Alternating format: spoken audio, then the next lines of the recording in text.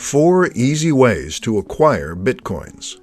There are many ways to earn yourself some Bitcoins, and you will need to either spend some time or some money to get them.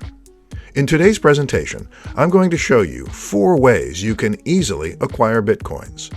Note that I won't be including mining on this list because it requires an investment of both time and money, and as many miners can attest, it's certainly not an easy way to get Bitcoins. The first one would be microtasking, which usually involves doing some activity on a website. First, you sign up for the service, then you carry out the tasks they require you to do so you can get paid. Examples would be clicking or viewing ads, watching short videos, filling out surveys, downloading mobile apps, playing games, signing up for trial offers, spending a few seconds or minutes on the site itself, and so much more. If you think you're going to be paid handsomely, think again. You can spend an entire day doing a variety of jobs on these sites, and you'll earn maybe a few satoshis. The second one would be Bitcoin Faucets. Faucets are websites that give away a few satoshis on a regular basis, whether it's every 15 minutes, 1 hour, 3 hours, or once a day. This is a very popular method of getting Bitcoins for free, because you do almost nothing in exchange for free Bitcoins.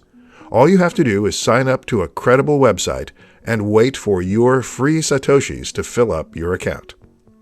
The third one would be selling your skills and getting paid for them in Bitcoins. You can offer freelance writing, design, programming, social media services, and more in exchange for some Bitcoins. There are freelance platforms that support Bitcoin payments, so if you have the right skills, this could be a lucrative and relatively easy way to earn yourself some Bitcoins. The fourth one would be buying or trading for some Bitcoins. This means you'll be trading your real money, or fiat currency, for Bitcoins. Of course, this option is only easy if you have the money to spend.